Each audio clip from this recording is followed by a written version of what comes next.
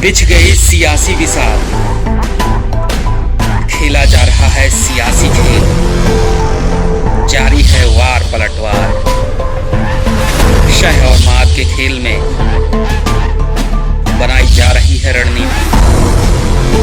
कौन पड़ेगा किस पर भारी, ये कभी भी सिर्फ हस्तक्षेप.com पर अमलेंदु उपाध्याय के साथ। आप लोगों का स्वागत है। आज हम लोगों ने बातचीत का विषय रखा है नरेंद्र मोदी के प्रचारकों की प्रचार शैली। हम सब लोग जानते हैं कि नरेंद्र मोदी के शासन में आने के साथ जो एक नई कल्चर मीडिया में आई है, जिसे सब लोग आईटी सेल के नाम से जानते हैं, ये एक नई किस्म की प्रचार शैली है जो कि इस आईटी सेल और विभिन्न किस्म के जो इस तरह के साइबर समूह या मीडिया समूह बनाए गए उन्होंने पैदा की है। इस शैली को विकसित करने के पीछे क्या मकसद रहा है, इसके बारे में कभी कोई दुविधा तो रही नहीं है लोगों के बीच में। जो अपोनेंट हैं वो तो सीधे सीधे कह ही रहे हैं कि नरेंद्र मोदी का जो आईटी सेल है, वो आईटी सेल का काम है कि नरेंद्र मोदी के बारे में, नरेंद्र मोदी की राजनीति के बारे में प्रचार प्रसार करना और उनके लिए समर्थक जुटाना। और उनकी दृष्टि से देखें तो ये बात सही भी है।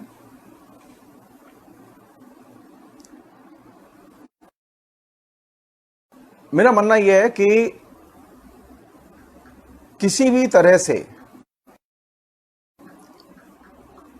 ये जो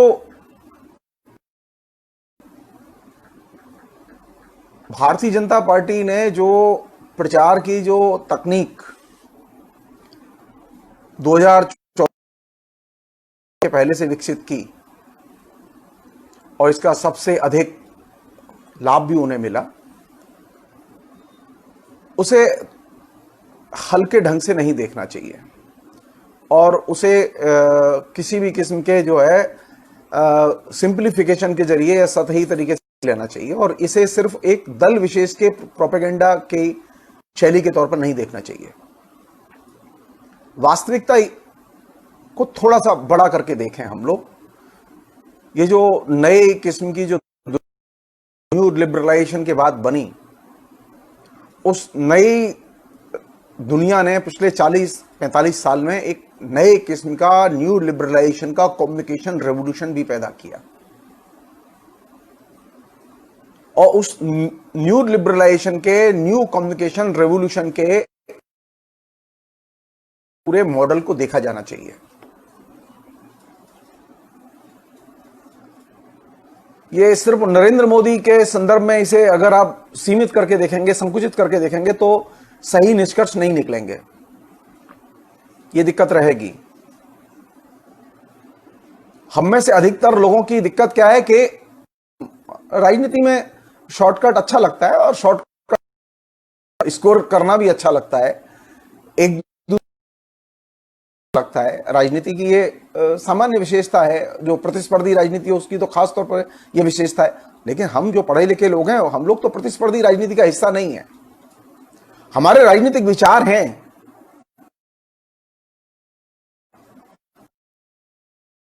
अधिकतर जो पढ़े लिखे लोग जो फेसबुक पर जुड़े हुए हैं और खासतौर पर मेरे साथ जुड़े हुए हैं फेसबुक पर लोग, उनके राजनीतिक विचार हैं और तरह तरह के राजनीतिक विचार हैं, होने भी चाहिए।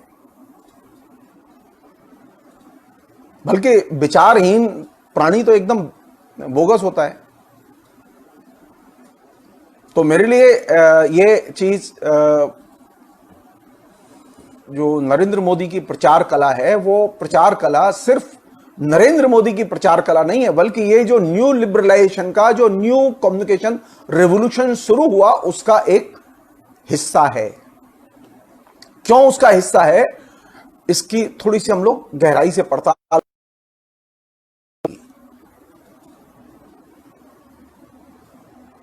हम में से सारे लोग जानते हैं इस बात को कि अभी पिछले 40-42 साल में जो हुआ है उसमें अब कोई भी पार्टी या कोई भी इंडस्ट्री ट्रेडिशनल कम्युनिकेशन के रूपों का इस्तेमाल नहीं करती। पहले तरीका क्या था? पहले तरीका यह था कि राजनीतिक कार्यकर्ता थे, वे जाते थे, बोलते थे, कैंपेन करते थे, अधिक से अधिक पोस्टर होते थे, दीवार पे नारेबाजी होती थी, व्यंग्य होते थे, तमाम किस्म के लीफलेट्स निकलते थे, उनका प्रचार करते थे, पब्लिक मीटिंग होती थी, नुक्कड़ सभाएं होती थी, रेडियो के जरिए अधिक से अधिक राजनीतिक दल का जो तयशुदा समय उस पर प्रचार होता था। कालांतर में टेलीविजन से प्रचार होने लगा। धीरे धीरे विज्ञापनों की भूमिका इसमें बढ़ती चली गई।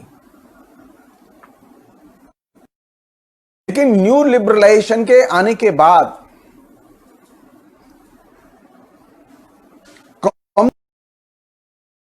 पैटर्न था ये एकदम बदल गया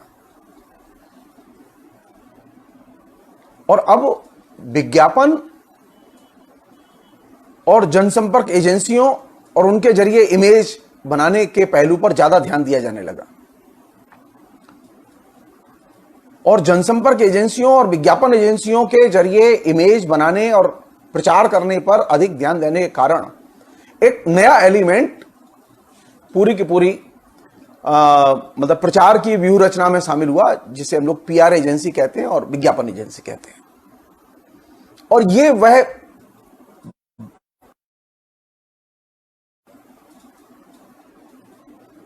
चीजें थोड़ा सा आगे बढ़ी ग्लोबलाइजेशन के साथ में, तो इसमें एक और एलिमेंट जुड़ा जिसे हम लोग लॉबिस्ट कहते हैं, लॉबी समूह कहते हैं।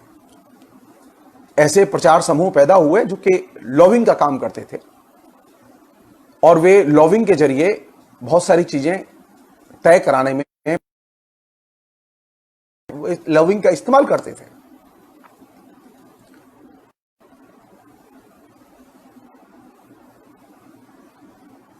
न्यू लिबरलाइजेशन के पूरी दुनिया में शुरू होने के पहले तक विदेश नीति और उससे जुड़े हुए जो पहलू हैं, खासतौर पर हथियारों की खरीद फरोख्त का मसला बहुत इंपॉर्टेंट था। ये दो एरिया ऐसे थे जहां पर के जो सॉलिड पॉलिटिक्स है किसी भी देश की, उसका जो नेता है, उसके जो शासक दल है, उसके नेता की राजनीति या उस भूमिका होती थी उसमें, और उसके अपने करिश्मे या खामियों की वजह से ही बहुत सारी चीजें तय होती थी। पैटर्न लंबे समय तक चला। पिछले 35-40 साल में यह पैटर्न धीरे धीरे बदल गया। अब नीति, नेता की इमेज, नेता के जनसंपर्क, नेता के विश्व राजनीति में इससे अब चीजें तय नहीं होने लगी, बल्कि इनको तय करने के लिए लॉबी समूह बीच में आ गए।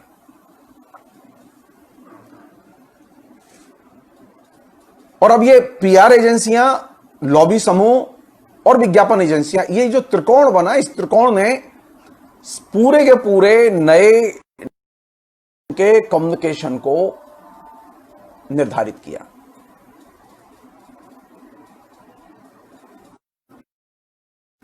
और इसमें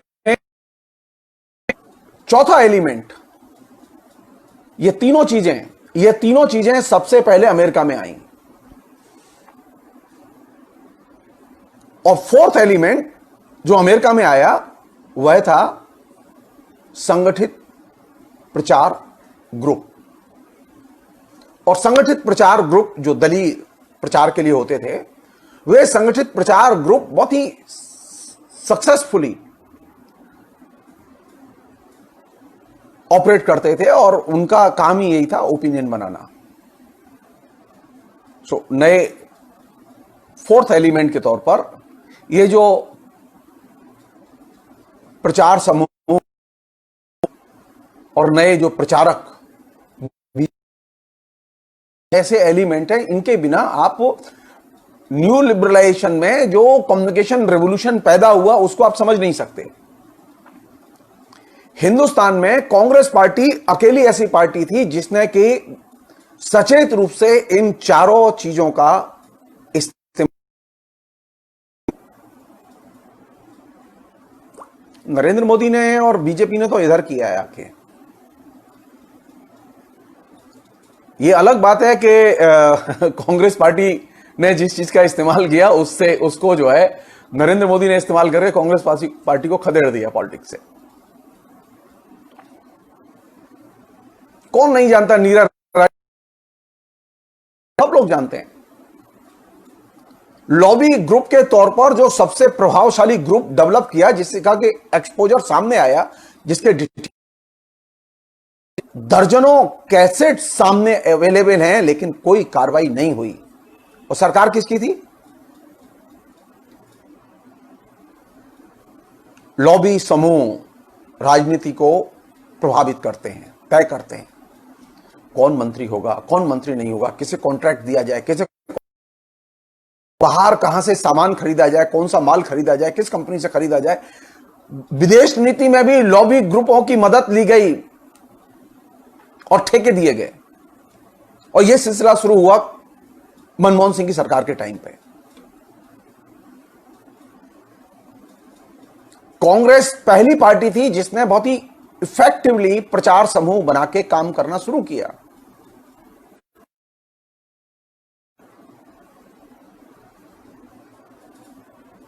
कांग्रेस पार्टी के पैरोल पर अखबार भी होते थे, टेलीविजन भी होते थे और इंडिविजुअल्स लोग भी होते थे।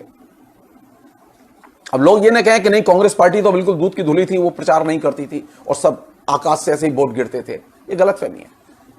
बाकायदा हिदायत थी मीडिया के लिए कि प्रधानमंत्री के अलावा, यानी मनमोहन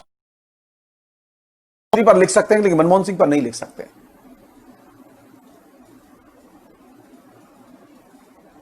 लंबे समय तक मीडिया ने इस पॉलिसी बंद करके इसका पालन किया।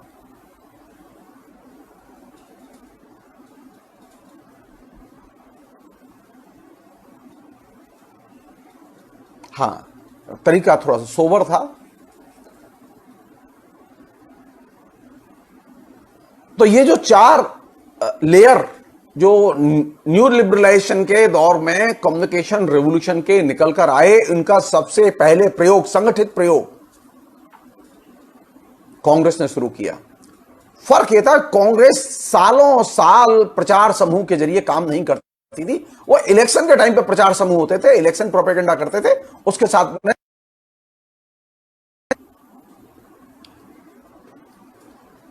नरेंद्र मोदी ने उन प्रचार समूहों को स्थायी तौर पर बनाए रखा और वे कंटिन्यूअसली काम कर रहे हैं।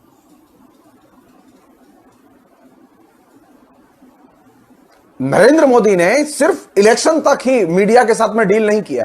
कांग्रेस ने मीडिया के साथ में डील किया, वो इलेक्शन तक था, इलेक्शन के बाद का डील नहीं था। लेकिन नरेंद्र मोदी की विशेषता यह है कि नरेंद्र मोदी ने सत्ता में आने के बाद तमाम जो मीडिया एस्टेब्लिशमेंट हैं, चाहे वो टेलीविजन हो, चाहे वो रेडियो हो, चाहे वो अखबार हो, आप यूनिफॉर्मली पूरे साल का ठेका।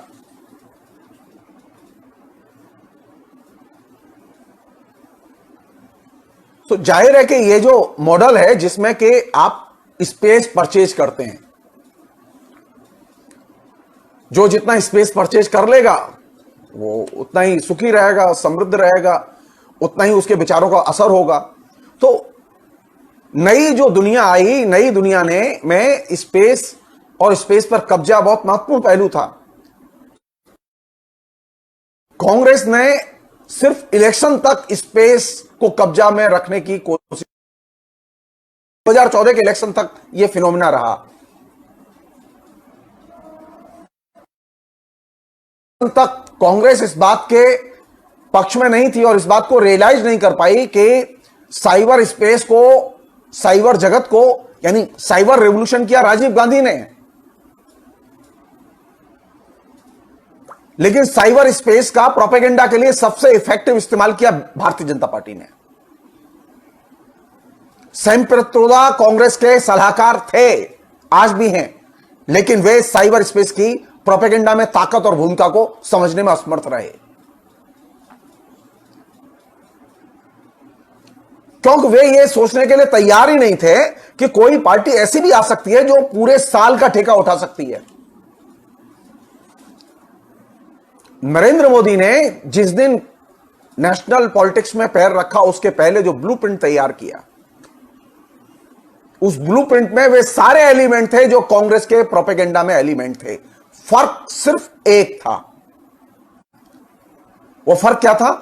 वो फर्क यह था कि अब सिर्फ इलेक्शन के समय प्रोपेगेंडा नहीं होगा, बल्कि पूरे साल प्रोपेगेंडा होगा। और यह चीज वही महत्वपूर्ण चीज थी जिसने कि नरेंद्र मोदी को कांग्रेस के खिलाफ बढ़ा दिल। अब कांग्रेस के लोग रियलाइज, जब 19 का हार गए,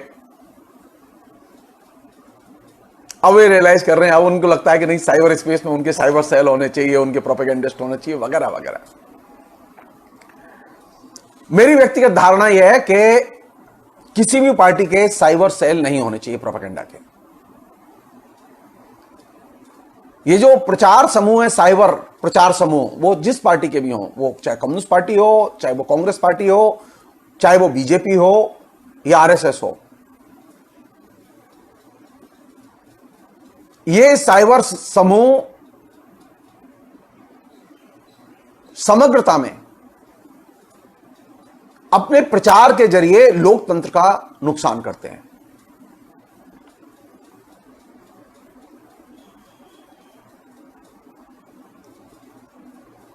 और वे लोग ज्यादा नुकसान करते हैं जो बढ़त बनाए हुए हैं या जिनका वर्चस्व है साइबर जगत में। जाहिर है कि प्रचार में दो ही लोगों का हिसाब किताब सबसे नंबर 1 कांग्रेस, नंबर 2 बाकी सब टुइयां हैं, उनकी कोई महत्वपूर्ण स्थिति नहीं है। तो अगर डेमोक्रेसी को समृद्ध बनाना है, क्यों मैं इसको कह रहा हूं कि यह बहुत खतरनाक है। अभी आपने 2-3 दिन पहले की एक खबर पढ़ी होगी, 4 दिन हो गए इस बात को। सुप्रीम कोर्ट में बहस के दौरान, यानी अब ये सोचिए, मतलब स्थितियां कहां तक बदतर हो गई हैं। सुप्रीम कोर्ट में बहस के दौरान जो अटॉर्नी जनरल है तुषार मेहता ने एक व्हाट्सएप मैसेज, किसी पत्रकार का व्हाट्सएप मैसेज पेश किया।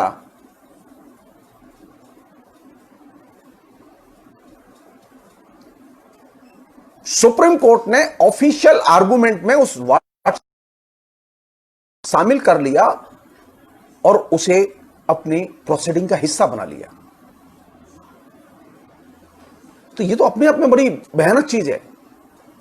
जिस में कपिल सिब्बल मौजूद थे, कपिल सिब्बल ने इसका विरोध नहीं किया।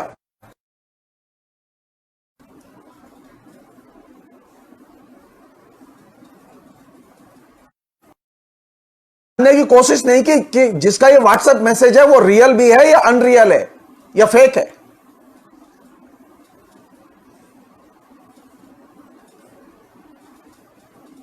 तो ये जो साइबर कम्युनिकेशन है, इस साइबर और ये जो विशेष तौर पर दलीय जो साइबर कम्युनिकेशन है,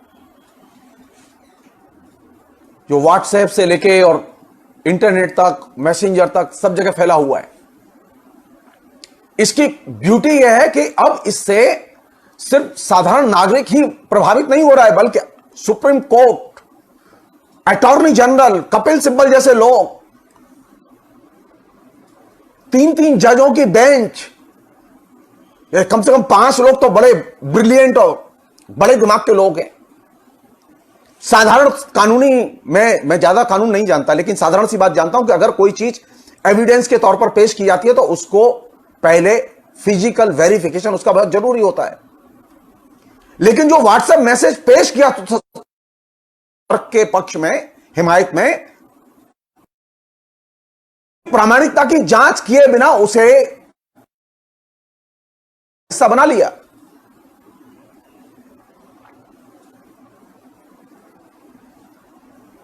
मैं एक बाहरी ऑब्जर्वर के नाते यह कह सकता हूं कि वो व्हाट्सएप मैसेज फेक होगा, डेफिनेटली फेक होगा। व्हाट्सएप मैसेज से भी ज्यादा कि तुषार मेहता जैसे सीनियर मोस्ट, सिब्बल जैसे senior most lawyer, supreme court के जज,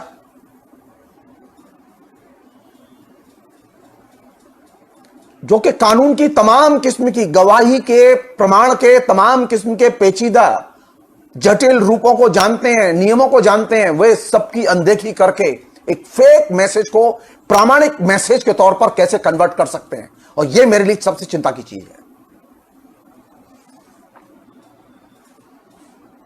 मैं क्यों कह रहा हूं कि ये साइबर नहीं होने चाहिए। ये सारे के सारे साइबर सेल डिजॉल्व किए जाने चाहिए और इन पर बैन लगाया जाना चाहिए।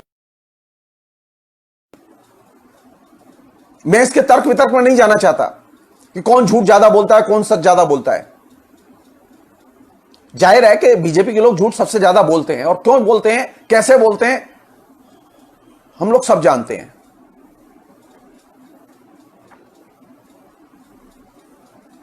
मैं साधारण आदमी हूं और मुझे अगर कोई मेरा हिरासमेंट करना चाहे तो मुझे तो बहुत सहेज के बोलना पड़ता है। मेरे पास तो कोई मदद के लिए नहीं है। अगर मेरे खिलाफ में कल कोई एफआईआर कर दे, कोई मुकदमा कर दे, तो मुझे अपनी गांठ से लड़ना पड़ेगा अपनी जान बचाने के लिए। मेरी कोई मदद के लिए नहीं आएगा, मुझे मालूम है, क्योंकि मैं किसी पार्टी का प्रवक्ता नहीं हूं, मैं किसी पार्टी का मेंबर नहीं हूं।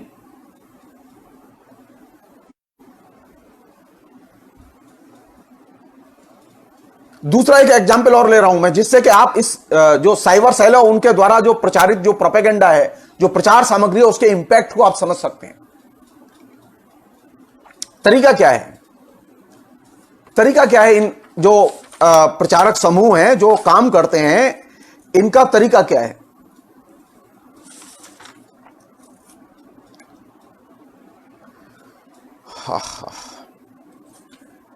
पहले ये जो प्रचार समूह में लगे हुए लोग हैं, अब चूंकि अभी सरकार बीजेपी की है और बीजेपी के जो प्रचारक हैं, मैं नाम नहीं जानता किसी का, मुझे नहीं मालूम कि कौन एक्चुअल में क्या, लेकिन एक चीज तो माननी पड़ेगी कि ये जो प्रचार समूह है का, उस प्रचार समूह का स्ट्रक्चर देखिए आप। मैं जिस उदाहरण की बात कर रहा हूं उस उदाहरण पर बाद में आऊंगा मैं। बीजेपी का प्रचार समूह का एक सेंटर तो गुड़गांव है। एक कंपनी, मैं नाम नहीं ले रहा हूं, एक कंपनी जिसकी की सालाना इनकम सिर्फ 1 लाख रुपया थी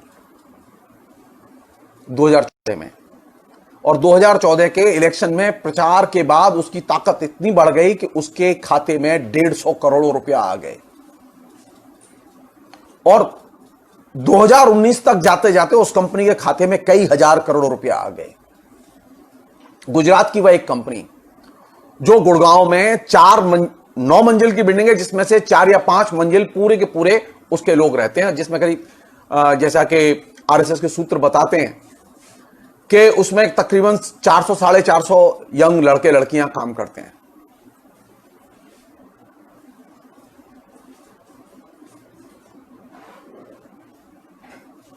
दूसरा जो ग्रुप है वो बीजेपी के हेडक्वार्टर से ऑपरेट करता है, उसमें कई सौ लड़के लड़कियां काम करते हैं, और इसी तरह के ग्रुप विभिन्न राज्यों में बनाए हुए हैं। और इन ग्रुपों के साथ में जो लोग हैं, जो कोऑर्डिनेशन में हैं, जो विचार का काम करते हैं, ताकत अगर मुझसे आप पूछें तो प्रचारक ग्रुप हैं,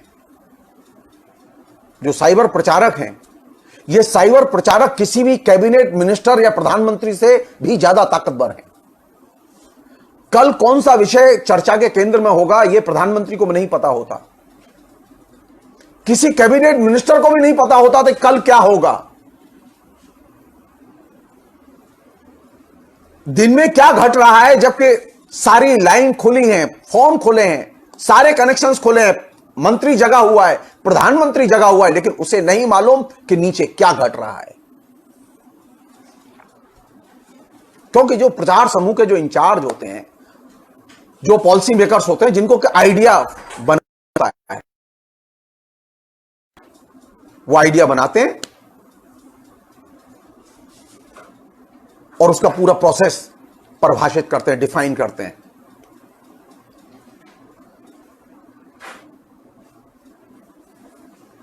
अब आप सोचिए, सिर्फ यहां से सोचिए आप कि वो कैसे परिभाषित करते हैं और कैसे ले जाते हैं। अब उस उदाहरण की कल्पना कीजिए जो घटना घटी है अभी कुछ दिन पहले केरला में, एक हथनी के अंदर तथाकथित पेट में बारूद मिलना।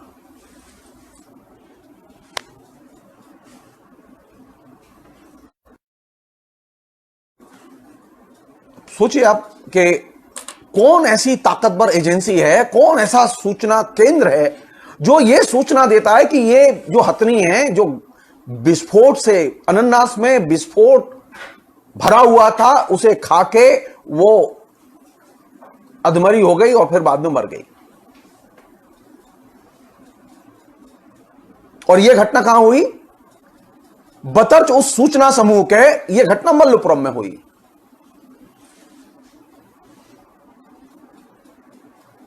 और यह चीज मेनका गांधी, जावड़ेकर जी, जो मंत्री हैं वो बोल रहे हैं, एमपी हैं वो बोल रहे हैं, बीजेपी हैं वो बोल रहे हैं, मीडिया के सारे समूह बोल रहे हैं, इंक्लूडिंग एनडीटीवी भी वही बोल रहा है। इसका मतलब यह है कि ये जो साइबर सेल है, ये साइबर सेल से जो सूचनाएं निकलती हैं, वो सूचनाएं सिर्फ बीजेपी के मेंबरों तक नहीं जाती,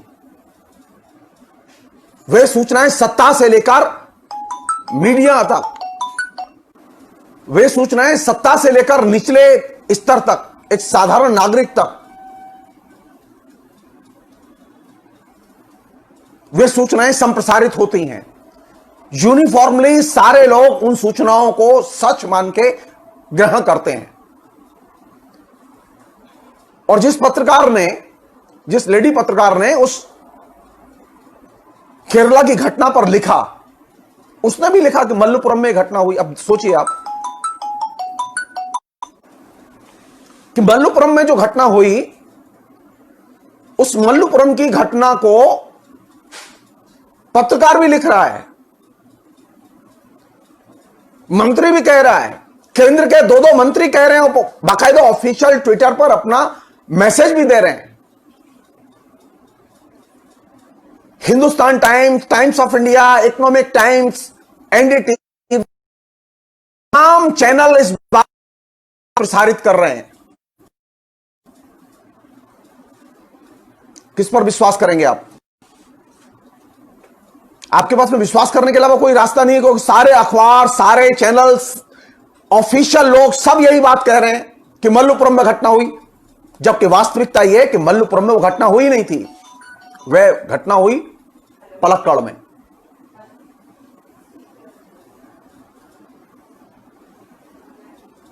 और जब यह घटना का स्थान ही नहीं मालूम, तो सारी की सारी घटना फेक होगी, इसके बारे में कोई संदेह नहीं है। पहले होता यह था, घटना कहीं होती थी तो रिपोर्टर घटना स्थल पर जाता था, तथ्य इकट्ठी करता था और तथ्य इकट्ठे करके जनता को लेकिन अभी तो स्थिति है कि जिस रिपोर्टर ने यह घटना लिखी, वह रिपोर्टर घटना स्थल पर गई नहीं। उसने बिना उस घटना स्थल पर गए वह रिपोर्ट लिखी, इसीलिए उससे यह भूल हुई कि यह घटना मल्लपुरम में हुई या पलक्कड़ में हुई, वह जानती ही नहीं थी।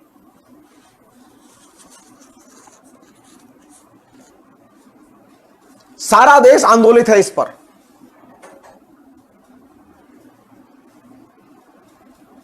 सारे जिम्मेदार लोग कैंपेन कर रहे हैं इस पर। सारा मीडिया कैंपेन कर रहा है इस लाइन पर। इसका मतलब है कि साइबर सेल ने जो मैसेज कम्युनिकेट किया वो मैसेज बहुत इफेक्टिव था।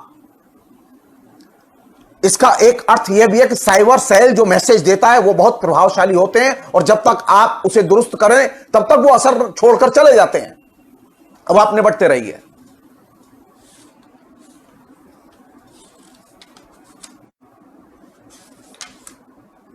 मसलन अब आप यहां से देखिए कि मतलब क्राइसिस कितना सीरियस है। ये जो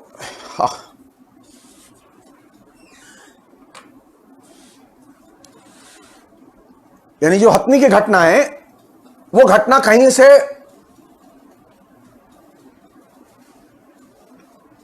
जिस हथनी को पकड़ा गया, जिस हथनी के बारे में कहा गया, उस हथनी के बारे में अब पोस्टमार्टम रिपोर्ट आ चुकी है और पोस्टमार्टम रिपोर्ट यह बताती है कि हथनी ने, और यह घटना कब की है, यह 15 दिन पहले की है। यानी साइबर सेल ने 15 दिन पहले घटी हुई किसी घटना को लेकर एक प्लान करके स्टोरी पहले तैयार की। वो कोई तात्कालिक घटना नहीं थी। उस हथनी को देखने के लिए वो रिपोर्टर घटनास्थल पर गई नहीं, उसने वेरिफिकेशन भी नहीं किया तथ्यों का। उसे मैसेज आया और उसने मैसेज के आधार पर अपनी रिपोर्ट प्लान की और लिख दी।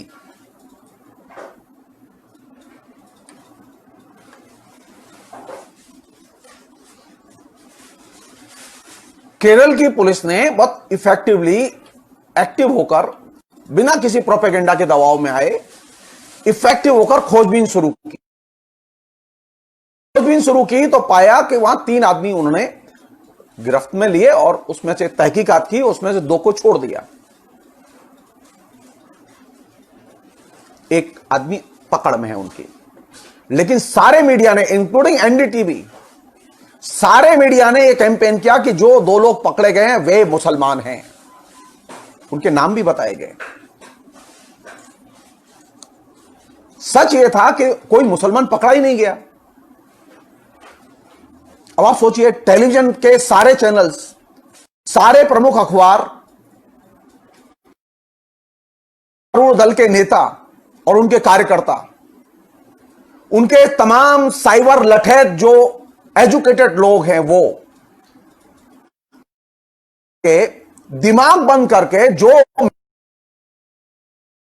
उनको वो कट पेस्ट करके डाले जा रहे हैं। और ये परंपरा कट पेस्ट करके डालने की, यानी जो साइबर सेल से जो मैसेज आता है उसे कट पेस्ट करके डालने की परंपरा मेनका गांधी से लेके, कैबिनेट मिनिस्टर से लेके, जावड़ेकर साहब से लेके नीचे तक फैली हुई है।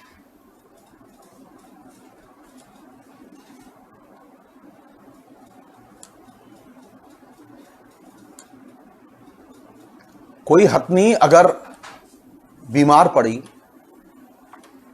तो इसकी सबसे पहले रिपोर्ट कौन करेगा? कोई फॉरेस्ट ऑफिसर करेगा, जो हथनी का मालिक होगा वो करेगा। हथनी के मालिक ने रिपोर्ट नहीं की, सबसे पहले रिपोर्ट की साइबर सेल के न्यूज सेल ने। उसने पहले खबर पकाई।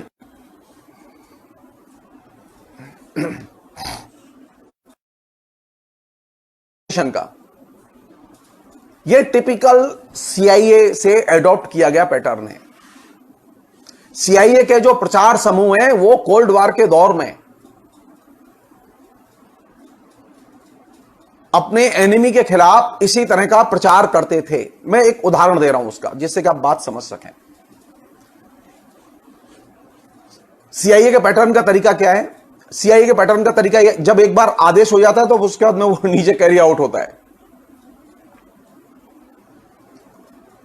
नामीबिया में जब लेफ्ट ऑर्गेनाइजेशन रेवोल्यूशन के जरिए सत्ता में आए तो वहां पर नामीबिया में, बहुत पिछड़ा हुआ देश अफ्रीका का वो, तो वहां उनकी मदद के लिए फिडेल कास्ट्रो ने 2000 के करीब डॉक्टर भेजे थे। और वो डॉक्टर इसलिए भेजे थे कि चिकित्सा के लिए डॉक्टर नहीं थे। और भी डॉक्टर चिकित्सा कर रहे थे, लोगों की मदद कर रहे थे। और वो काफी दिन हो गए थे, उन्हें 10-12 महीने से ज्यादा समय हो गया क्यूबा में रहते हुए। तो सीआईए को यह बात पसंद नहीं आई। तो सीआईए के उस जमाने में जो डायरेक्टर थे, उन्होंने लोकल जो अफ्रीका के इंचार्ज थे और के इंचार्ज थे सीआईए को, उनको बुलाया और उनके साथ और पूछा उनसे कि आप लोग कर क्या रहे हैं? ये क्यूबा के डॉक्टर यहां पिछले 10-12 महीने से कैसे पड़े हुए हैं नामीबिया में, ये अब तक निकाले क्यों नहीं गए? मुझे कल सुबह तक ब्लूप्रिंट चाहिए कि ये कैसे भगाए जाएंगे यहां से। सारे जो माता अफसर थे वो ओके कह के चले गए और दूसरे दिन आए, मीटिंग हुई साहब, मीटिंग हुई और मीटिंग में एक ब्लूप्रिंट रखा गया और ब्लूप्रिंट के हिसाब से पूरे अफ्रीकी कॉन्टिनेंट में अगले 1 महीने तक इतना सघन प्रचार क्यूबा के डॉक्टरों के खिलाफ चलाया गया और उसकी एक ही थीम थी, क्यूबा के डॉक्टर ने फला मोहल्ले में रेप किया, फला मरीज के साथ रेप किया, फला थाने में उसके खिलाफ एफआईआर हुई है, फला जगह गिरफ्तार करके बंद किया गया है, फला शहर में फला कोर्ट में उसके खिलाफ केस चल रहा है। और ये एक सीरीज ऑफ स्टोरीज अफ्रीका के सभी अखबार, टेलीविजन, रेडियो सब में एकदम मासिव कवरेज के तौर पर, और पूरे अफ्रीकी कॉन्टिनेंट में क्यूबा के डॉक्टरों को बलात्कारी बना के पेश किया। सिर्फ 1 महीना लगा और जब इतना हैवी प्रोपेगेंडा हुआ तो बाकायदा क्यूबा ने हस्तक्षेप किया और क्यूबा ने यूएनओ से मांग की कि एक्सपर्ट भेजे जाएं और जांच कराई जाए, ये सारी रिपोर्ट्स की जांच कराई जाए, जो जो मीडिया में छपा है सबकी जांच कराई जाए। आपको जान के आश्चर्य होगा कि यूएनओ की बाकायदा एक्सपर्ट की टीम गई, जिसमें मीडिया के लोग भी थे, उसमें लीगल लोग भी थे, और उस टीम ने जांच करके पाया कि सारी की सारी खबर एग्जिस्ट नहीं करती।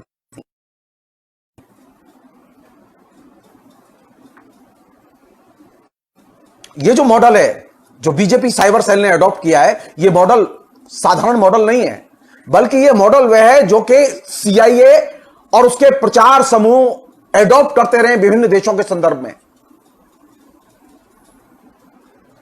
फर्क इतना है कि सीआईए के जो प्रचार समूह जो मॉडल अडॉप्ट करते रहे, उसमें उनके टारगेट पर सरकार को अपदस्थ करना रहता था, इलेक्टेड गवर्नमेंट को अपदस्थ करना रहता था, और एक पॉपेट गवर्नमेंट, एक कठपुतली सरकार जो अमेरिका के इशारे पर चले, उसका निर्माण करना उनका लक्ष्य होता था। भारत में जो बीजेपी ने जो मॉडल चुना, उस मॉडल की ब्यूटी है कि उसमें सरकार हथियाना है और विपक्ष को टॉपल करना है, और इसके लिए मेथड एक ही है, मेथड एक ही है, झूठ, झूठ और सिर्फ झूठ। तरीका क्या है? तरीका क्या है? तरीका यह है कि जैसा कि मैंने अभी एक उदाहरण आपको हथनी का दिया कि कैसे हथनी को लेकर को कन्विंस कर दिया गया, पूरे प्रशासन को कन्विंस कर दिया गया। तो अगर मुझसे पूछें तो ये जो बीजेपी के जो प्रचारक हैं,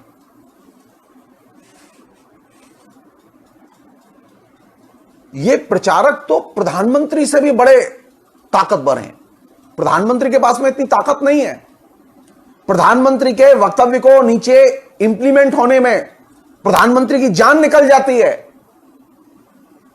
लेकिन एक प्रचारक के द्वारा फैलाई गई खबरें वो सारे की सारी जनता में, करोड़ों करोड़ लोगों के बीच में विश्वास के तौर पर ग्रहण की जाती हैं और इंप्लीमेंट की जाती हैं। तो अगर आप मुझसे पूछें तो प्रचारक जो है वो अदृश्य सरकार है और अदृश्य सत्ता है, ये साधारण लोग नहीं है।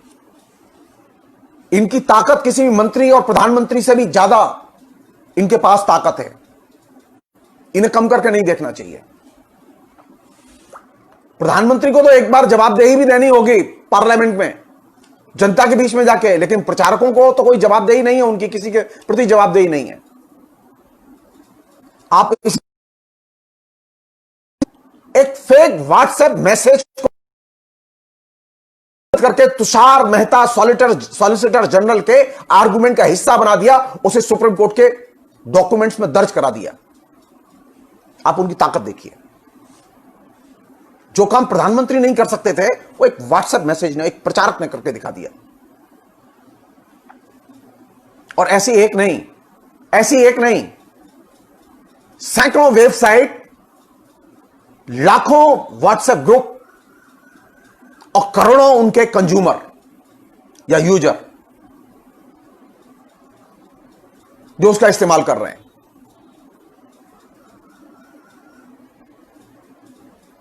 वो करते कैसे हैं, उनकी स्टाइल क्या है काम करने की, उसे जरा थोड़ा सा हम देखें, समझने की कोशिश करें।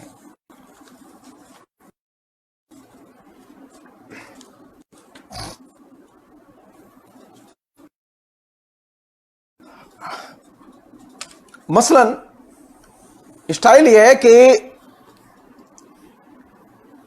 पहले इश्यू तय करो,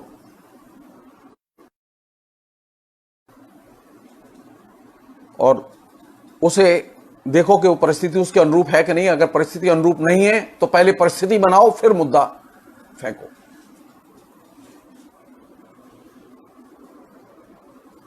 परिस्थिति बना के पहले जनता की मनोदशा तैयार करो। सब लोग जानते हैं कि केरल को लेकर एक मनोदशा बनी हुई थी कि केरल ने कोविड-19 के खिलाफ लड़ते हुए बहुत महत्वपूर्ण और शालीन काम किया है, शानदार काम किया है। रेफरेंस पॉइंट लोगों के दिमाग में था। बनी हुई थी, केरल के बारे में कोई भी खबर दो, लोग तत्काल गटक लेंगे, स्वीकार कर लेंगे। वो हथनी की खबर खोज के लाई गई। उस हथनी की खबर को खोज के लाया गया इसलिए क्योंकि वो हथनी के मुंह में घाव हैं, और वो घाव कैसे हैं ये कोई नहीं जानता। किसी ने उसे अनानास में बारूद मिला के खिलाया नहीं है, लेकिन सारे देश को कन्विंस कर दिया कि केरल में ये इनह्यूमन एक्टिविटीज है। सारे देश को कन्विंस कर दिया कि केरल में इस हथनी को बारूद खिलाने वाले 2 मुसलमान थे, और वे मल्लपुरम से आते थे, क्योंकि मल्लपुरम में अधिकतर आबादी मुसलमानों की है। यानी पहले परिस्थिति और फिर मुद्दे को फेंको। और जहां जैसे केरल का मैंने कहा कि रेफरेंस बना हुआ था लोगों के जहन में, केरल एक विषय अभी भी बना हुआ है। सबसे जो शानदार चीज जो मुझे लगती है वो ये, केरल के मुख्यमंत्री ने और केरल के वन मंत्री ने बिना किसी प्रेशर में आए और बिना किसी दबाव में आए, किसी प्रोपेगेंडा के दबाव में आए, अब तक काम किया है, क्योंकि वो शानदार चीज है, सीखने लायक चीज है। उन्होंने जवाब नहीं दिया कि मेनका गांधी ने क्या कहा, उन्होंने यह भी जवाब नहीं दिया कि जावड़ेकर ने क्या कहा, उन्होंने यह भी जवाब नहीं दिया कि मीडिया ने क्या लिखा।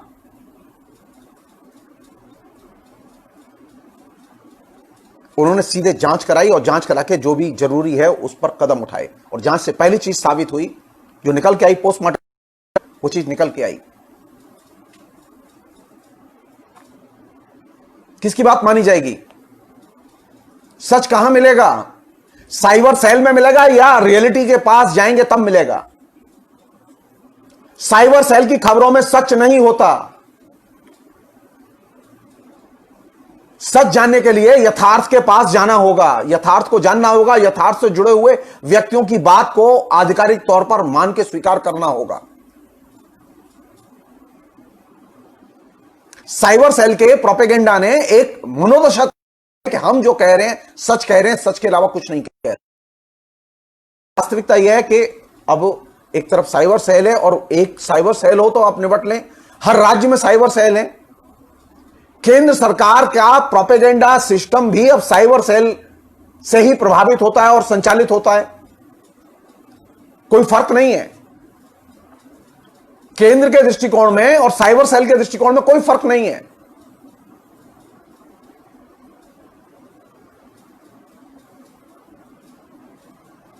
इसलिए मेरी नजर में साइबर सेल के लोग ज्यादा महत्वपूर्ण हैं, वे सरकार से भी ज्यादा ताकतवर हैं। एक मंत्री को नहीं मालूम कि उसके मंत्रालय में क्या हो रहा है, लेकिन साइबर सेल को मालूम है उसके मंत्रालय में क्या होने वाला है। हमारे यहां पर्यावरण मंत्री को नहीं मालूम था, जावड़ेकर साहब को नहीं मालूम था कि केरल में क्या हुआ है। 15 दिन पहले उस हथनी के मुंह में घाव हुए थे, लेकिन पर्यावरण मंत्री को नहीं मालूम था। उसे पता तब चला जब साइबर सेल ने वो न्यूज स्प्रेड की। सो पहली चीज जिसे मैं अंडरलाइन करना चाहता हूं कि साइबर सेल के लोग अदृश्य सरकार होते हैं और सरकार से भी ज्यादा ताकतवर होते हैं। इन्हें कम करके नहीं देखना चाहिए, क्योंकि इनकी प्रति अकाउंटेबिलिटी नहीं है, किसी के प्रति जवाबदेह नहीं है। और ये जब कोई मैसेज कम्युनिकेट करते हैं तो मैसेज विभिन्न लेयर तक जाता है। वो सब लोग हैं, लेकिन एक कॉमन चीज है। वो कॉमन चीज क्या है कि उनके मैसेज को ले जाने वाला जो कैरियर है वो क्या है। दो ही चीजें है ना, एक तो है शिक्षा और एक है मोबाइल। पहले यह माना जाता था कि जो एजुकेटेड लोग हैं वे एजुकेटेड लोग ज्यादा अक्लमंद होते हैं, बुद्धिमान होते हैं। लेकिन वास्तविकता इसकी पुष्टि नहीं करती। जो जीवनानुभव हैं वे इसकी पुष्टि नहीं करते। वे कुछ और चीज बताते हैं।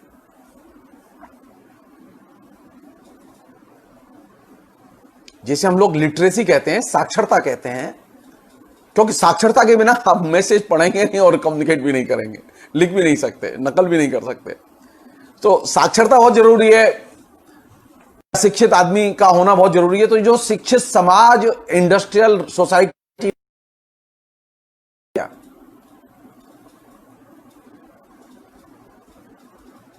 वह शिक्षित समाज क्या विवेकवान समाज भी है।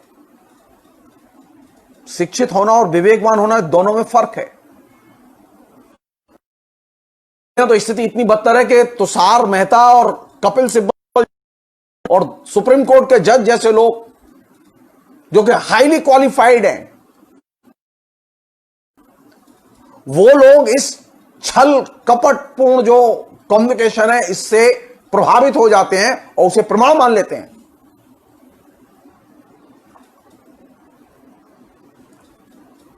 इसलिए ये कि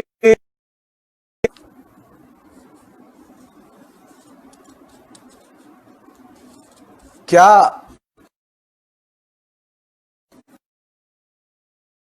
के दिमाग का मैनिपुलेशन संभव है?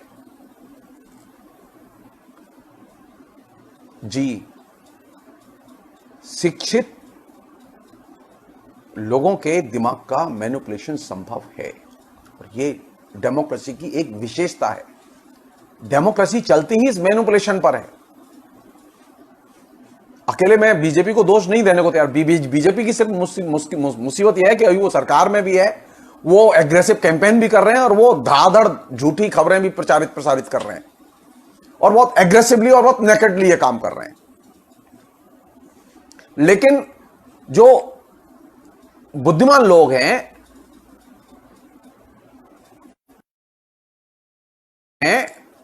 उनके बीच में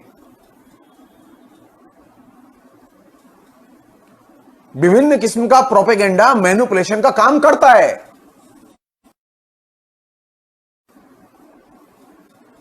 और उन्हें फेक इंफॉर्मेशन से लेस करता है। और ये वे लोग करते हैं जो अदृश्य हैं। मसलन अगर आप तुषार मेहता से पूछें कि वह जो व्हाट्सएप मैसेज जो आपने कोर्ट में दिखाया, उस व्हाट्सएप मैसेज को किसने भेजा, और वो पत्रकार कौन है इसे आइडेंटिफाई करो। तुषार मेहता सारी जिंदगी मेहनत करके मर जाएंगे, उस पत्रकार को खोज नहीं पाएंगे। सीबीआई सारी जिंदगी खोज करके मर जाएगी, वह उस पत्रकार को खोज नहीं पाएगी। जिस डेमोक्रेसी की हम पूजा करते हैं, जिस डेमोक्रेसी में हम लोग रहते हैं, उस डेमोक्रेसी में मैनिपुलेशन, डिस्टॉर्शंस और दिमागों का दुरुपयोग, और खासतौर पर बुद्धिमान के दिमाग का दुरुपयोग, यह एक सामान्य लक्षण है इसके। इसलिए जब डेमोक्रेसी डेमोक्रेसी हम लोग चिल्लाते हैं ना, लोकतंत्र लोकतंत्र लोकतंत्र लोकतंत्र महान, तो हम लोकतंत्र चीज भूल जाते हैं कि लोकतंत्र जितना महान है उससे ज्यादा महान है उसका मैनिपुलेशन। और हमने क्या किया है कि हमने मैनिपुलेशन के बारे में सोचना ही बंद कर दिया है।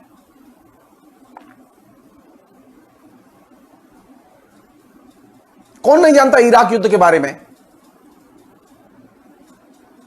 इराक युद्ध के बारे में सबसे अधिक सारी दुनिया में मीडिया ने झूठ बोला, और मीडिया ने कन्विंस कर दिया सारी दुनिया को कि और सद्दाम हुसैन के पास में जनसंहारक अस्त्र हैं। सुरक्षा परिषद ने प्रस्ताव पास कर दिया, यूएनओ ने प्रस्ताव पास कर दिया, नाटो की सेनाओं ने चढ़ाई कर दी, सारे मीडिया के बड़े घरानों ने अपने कॉलम, टेलीविजन चैनल सब में अबाधित प्रचार किया, और शेष तक वो जनसंहारक आज तक नहीं मिले। सारी दुनिया कन्विंस करके रख दी उन लोगों ने।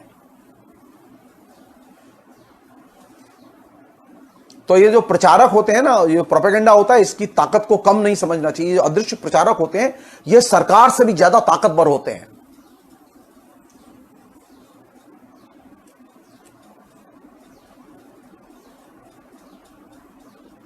इनसे लड़ने की विधि वह नहीं है जो हम लोग अपना रहे हैं। आप इन्हें इंटरनेट पर नहीं पछाड़ सकते, आप इन्हें फेसबुक, यूट्यूब पछाड़ सकते। आप लाख कोशिश कीजिए, आप नहीं पछाड़ सकते।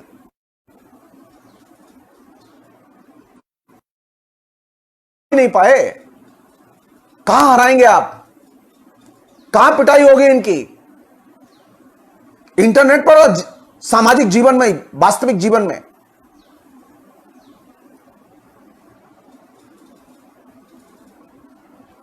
जो बीजेपी के प्रचार समूह है, उनका प्रत्युत्तर आकाश में। अभी वो कल हुई है ना उनकी साइबर रैली, अमित शाह जी की, जिसमें गया कि वो लाखों लोगों ने उनको सुना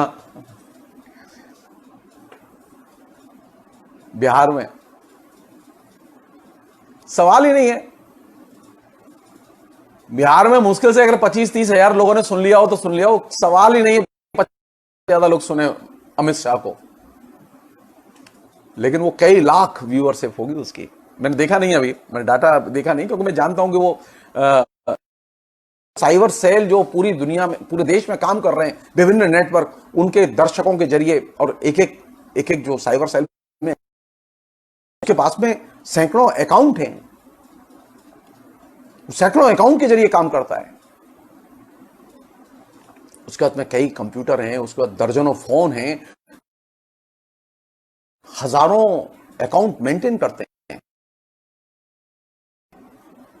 और वे एक फेक जनता निर्मित करते हैं। तो आप नरेंद्र मोदी को या अमित शाह को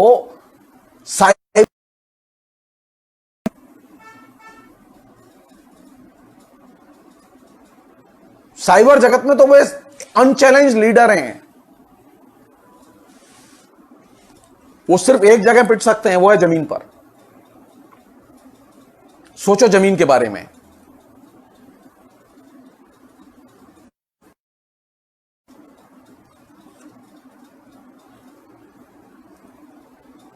एक और चीज है जो कि मुझे लगता है कि कभी कभी सोचनी चाहिए हम लोगों को, वो ये कि ये जो इस तरह के जो साइबर समूह बनाए गए हैं, प्रचार समूह बनाए गए हैं, इन प्रचार समूह और समाज के संबंध के बारे में सोचा जाना चाहिए।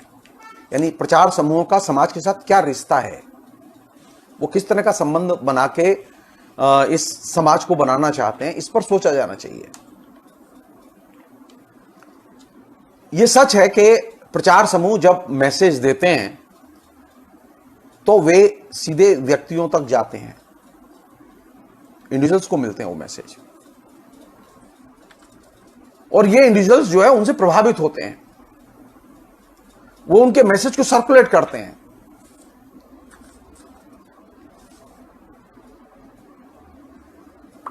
और इस मैसेज की सबसे कमजोर कड़ी या नस क्या है? पहले से उपलब्ध जो सामाजिक चेतना है वह हो। यानी ये जो साइबर समूह में काम करने वाले लोग हैं, इनके पास में एक बहुत बड़ा ह्यूज डाटा है। उस ह्यूज डाटा में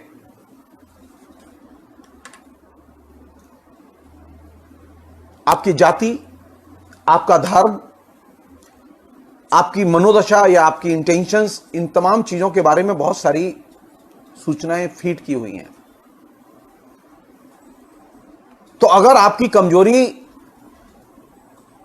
जो उसमें फीड की हुई है वह उसके अनुसार जब आपको मैसेज भेजते हैं, यानी वो किसी भी जब मसले को हिंदू मुसलमान कर देते हैं या सवर्ण असवर्ण का या दलित ब्राह्मण का मसला बना देते हैं, उसी हिसाब से कम्युनिकेट करते हैं जिससे कि वह उस वर्ग के बीच में जाए। वो चीज जो आपकी सबसे कमजोर नस है उसको वो दबाते हैं और अपने मैसेज को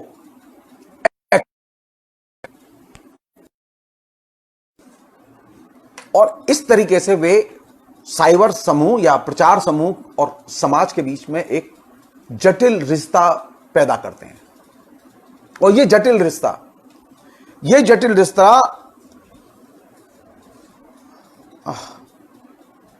सबसे मुश्किल काम है ये जो वो करते हैं। मगर दो बड़े मुश्किल काम है, एक तो यह किसी की जेब से पैसा निकालना और एक यह किसी के दिमाग में अपने विचार बिठाना। तो जो विज्ञापन की कला के एक्सपर्ट हैं वे इस बात पर जोर देते हैं कि अच्छा विज्ञापन कौन सा? अच्छा विज्ञापन वह जो कि ग्राहक की पॉकेट से पैसा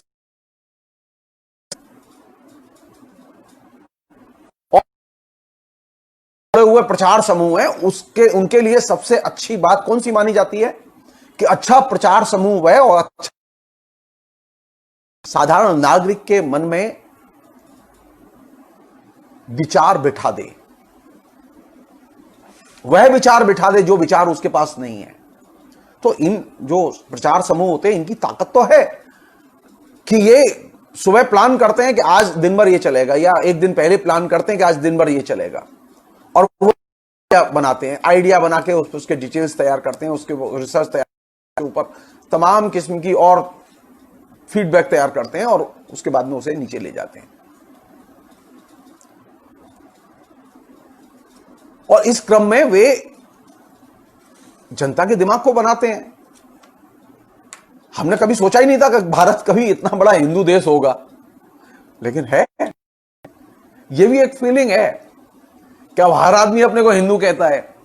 यह बात दूसरी है कि वो संस्कार से, आदत से कहीं से हिंदू नहीं है, लेकिन उसके अंदर ये फीलिंग तो क्रिएट की इसने। तो लोगों के दिमाग में प्रचार समूह के विचार को बिठाना, उसके इर्द गिर्द गोल बंद करना, उसकी आदत और उसके साधारण दृष्टिकोण का हिस्सा बनाना, यह साधारण काम नहीं है, यह बहुत महत्वपूर्ण काम है। तो अब आपके सामने दो तरह की लड़ाई है, एक लड़ाई विचार की दुनिया में और दूसरी लड़ाई सामाजिक जीवन में है।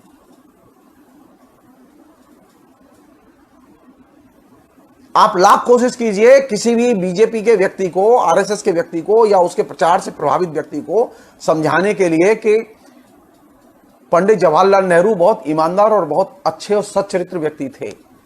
आप तय मान लीजिए आप समझा नहीं सकते, क्योंकि प्रचारकों ने मैसेज दे देके ये कन्विंस कर दिया कि नेहरू चरित्रहीन व्यक्ति था और भयानक अय्याश था।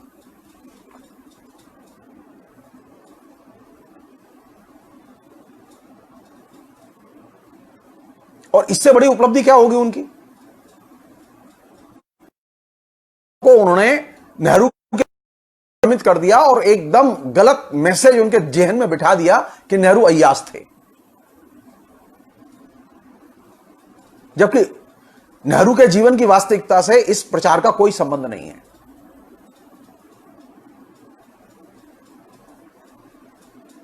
तो आज के दौर में इफेक्टिवली आप उस कैंपेन में न जाएं जो कैंपेन वो करते हैं, बल्कि आप एक नए किस्म के कैंपेन को लॉन्च करें, लोगों के जेहन में उतारने के लिए, बताने के लिए।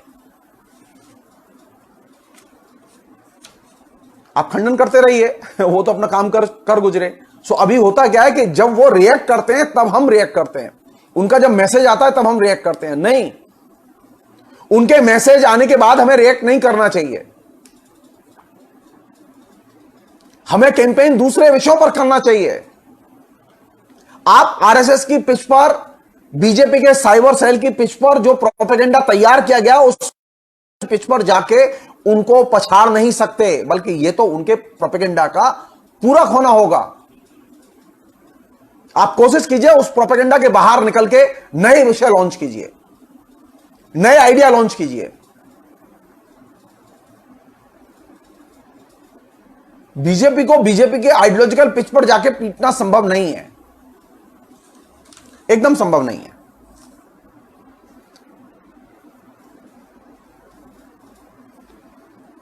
एक और चीज है जो कि के संदर्भ में ही है। देखिए, प्रचार अच्छा है या बुरा है, ये कोई कैटेगराइजेशन नहीं कर सकते। होता है ना, ये हम लोग करते रहते हैं। किसे पॉलिटिकल बेनिफिट मिलता है इससे, कितना पॉलिटिकल बेनिफिट मिलता है। प्रचार अच्छा है और राजनीतिक लाभ नहीं मिल रहा है तो प्रचार बुरा है। यानी उसका अच्छा बुरा होना सारा का सारा परिस्थितियों पर निर्भर है। इसलिए यह कहना कि प्रचार अच्छा होता है या बुरा होता है, यह ठीक नहीं है। एक अन्य चीज और आखिरी चीज इस पूरे पहलू में,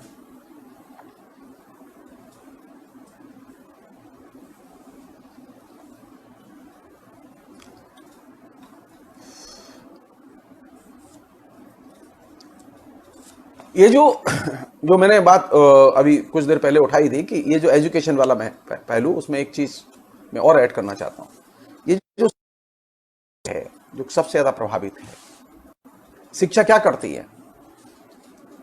एक बहुत बड़े प्रोपेगेंडा के सिद्धांतकार हुए एडवर्ड वर्नी,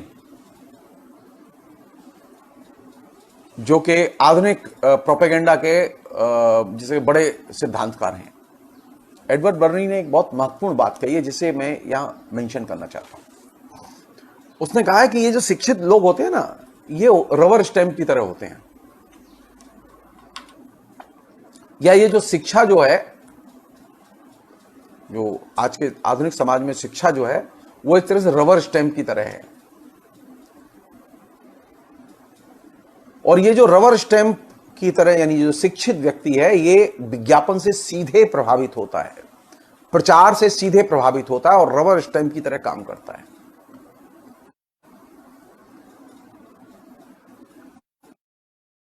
बर्नी कहते हैं कि वह विज्ञापन के नारे,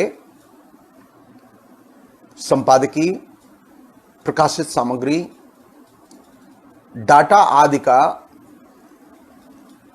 रबर स्टैंप की तरह अनुकरण करता है और यह व्यक्ति मौलिक सोचने में असमर्थ होता है। कहने का अर्थ ये, वर्नी कहते हैं कि हर शिक्षित व्यक्ति रबर स्टैंप होता है और वह लाखों लोगों में एक डुप्लीकेट होता है।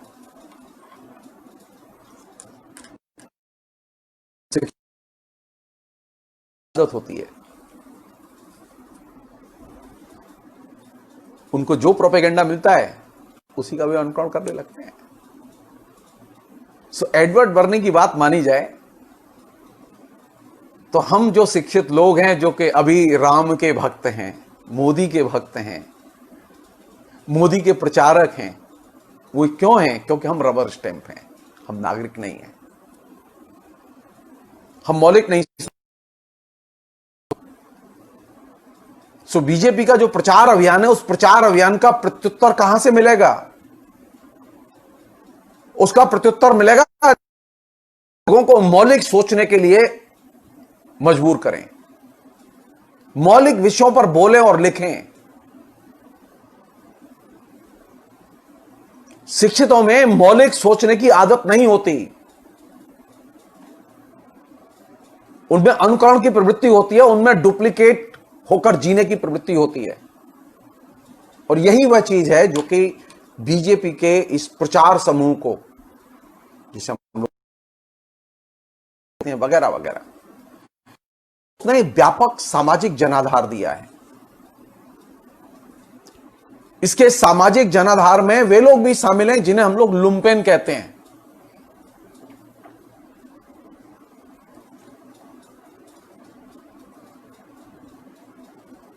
इसलिए मैंने शुरुआत में यह अनुरोध किया था कि हमें कि जितने भी ये जो प्रोपेगेंडा के जो प्रचार समूह बने हुए हैं, साइबर सेल बने हुए हैं, आईटी सेल बने हुए हैं डिफरेंट पार्टीज के, ये सारे डिसॉल्व किए जाने चाहिए, भंग किए जाने चाहिए। ये नहीं होने चाहिए, ये लोकतंत्र के लिए खतरनाक है। लोकतंत्र इससे क्षतिग्रस्त होता है। जो लोग ये सोचते हैं कि नहीं आईटी तो ठीक है, उनका गलत है, नहीं भाई, वो आईटी सेल किसी का भी होगा, वो वही तर्क से काम करेगा।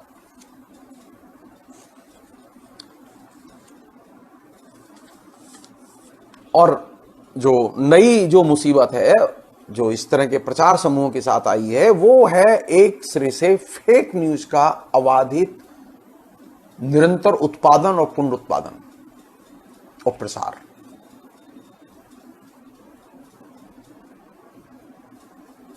फेक न्यूज का इतने बड़े स्केल पर प्रचार प्रसार पहले कभी नहीं था। फेक न्यूज पर इतना गहरा विश्वास पहले कभी नहीं था जो अब है। तो इसने एक नई मीडिया परंपरा का निर्माण किया है, और वह है फेक न्यूज की परंपरा।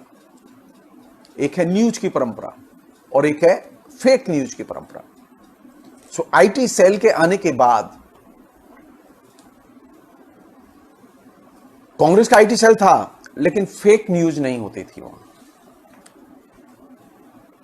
कांग्रेस अपना प्रचार करती थी, लेकिन फेक न्यूज का प्रचार नहीं करती थी। लेकिन बीजेपी ने सारे रिकॉर्ड्स तोड़ दिए। उसने शुरुआत ही यहीं से की कि फेक न्यूज का अधिक से अधिक उत्पादन, पुनरुत्पादन जाए। और ये बहुत बड़ा फर्क है।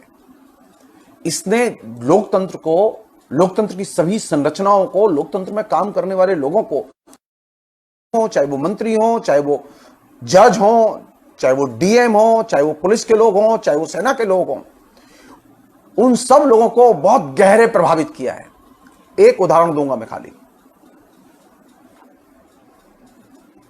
ये एक फेक न्यूज है कि जेएनयू एंटी नेशनल है। ये एक फेक न्यूज है कि जेएनयू एंटी नेशनल का डेरा है। ये एक फेक न्यूज है कि जेएनयू टुकड़े टुकड़े गैंग का केंद्र है, या जेएनयू टुकड़े टुकड़े गैंग है। ये फेक न्यूज है।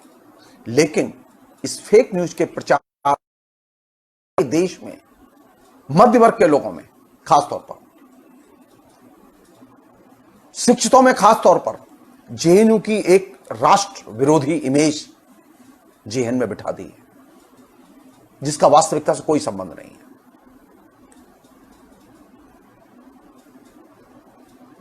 फेक न्यूज की ताकत यह है कि जो सच है उसे वो झूठ में बदल सकता है, और झूठ को वो सच के तौर पर आपके जेएन में उतार सकता है, और आप फिर झूठ को ही सच मानने लगते हैं। और ये सबसे खतरनाक जगह है उनके प्रचार की, कि हमारे तमाम किस्म के संस्थान, और खासतौर पर वे संस्थान जिनका के राष्ट्रीय संस्कृति, सभ्यता, शिक्षा के निर्माण में महत्वपूर्ण योगदान है, उस संस्थानों में से एक है जवाहरलाल नेहरू विश्वविद्यालय। उस विश्वविद्यालय को उन्होंने राष्ट्र विरोधी विश्वविद्यालय घोषित कर दिया है, जो गलत है। तो मुझे एडवर्ड बर्नी की वो बात सही लगी कि जो शिक्षित लोग होते हैं वो रबर स्टैम्प की तरह होते हैं, मौलिक सोचने में असमर्थ होते हैं, वे डुप्लीकेट में एक डुप्लीकेट की तरह जीना पसंद करते हैं, और यही वे लोग हैं जो सेल के सबसे बड़े मैसेंजर हैं। इसके खिलाफ लड़ने के लिए जरूरी है आप मौलिक विषय पर लिखें, मौलिक बातें सोचें और अधिक से अधिक मौलिक सोचने के लिए विवश करें। और यही वह जगह है जहां से कि लोकतंत्र अपनी नई ऊर्जा ग्रहण करेगा। अन्यथा तो डुप्लीकेटों में एक डुप्लीकेट की तरह आप रहिए, रबर स्टैम्प की तरह रहिए, इसके रबर स्टैम्प या उसके रबर स्टैम्प। जी नहीं, हमें किसी का रबर स्टैम्प नहीं बनना। हम नागरिक की तरह अपने विवेक से सोचेंगे और मौलिक सोचेंगे। अखबार में जो लिखा गया है हम उस पर सहज ही विश्वास नहीं करें। टीवी में जो बताया गया, चाहे वो एनडीटीवी में, बार बार कह चुका हूं इस बात को, एनडीटीवी में भी अगर कोई चीज बताई जा रही है तो उस पर संदेह करो, सवाल करो, उसको जाके यथार्थ में पुष्ट करो, देखो, अन्य स्रोत से उसकी पुष्टि करो।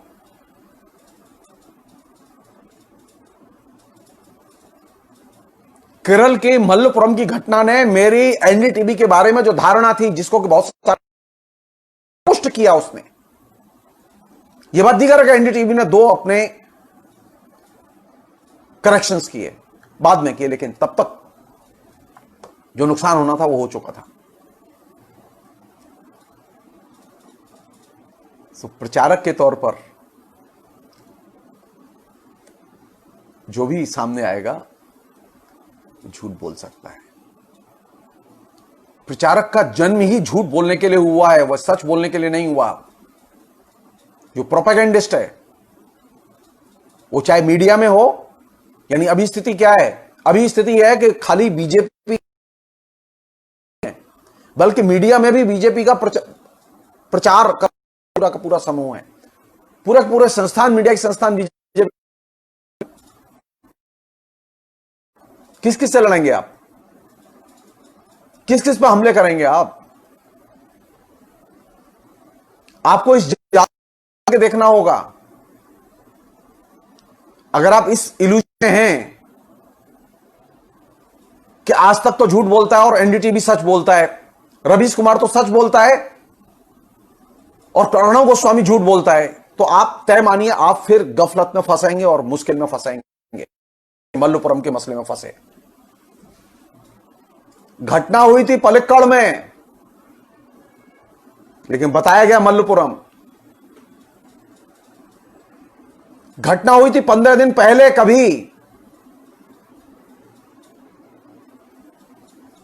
लेकिन कहानी वह बताई गई जो कि प्रचार समूहों ने प्रचार, और उससे लोगों को यह मैसेज गया कि घटना अभी तात्कालिक तौर पर कभी कहीं हुई है। जी नहीं। सो मौलिक सोचिए, मौलिक लिखिए और अपने विवेक को बचाइए और अपने को डुप्लीकेट होने से बचाइए। और यही एकमात्र मैसेज है जो कि इन प्रचार समूहों की आलोचना से निकलता है। लोकतंत्र को बचाने के लिए इन प्रचार समूहों के जाल के बाहर निकलकर देखने की और सोचने की सख्त जरूरत है। अगर आप नहीं देख सकते तो आप तय मानिए, कभी ये मारेंगे कभी वो मारेंगे, और आप डुप्लीकेट बने घूमते रहिए, और इससे लोकतंत्र का नुकसान होगा। आपकी अपनी कोई पहचान नहीं होगी। आपकी अपनी पहचान हो, इसके लिए जरूरी है कि आप मौलिक सोचें और मौलिक लिखें, तभी आप लोकतंत्र की सेवा कर पाएंगे। फिलहाल इतना ही। बहुत बहुत शुक्रिया। Thank you.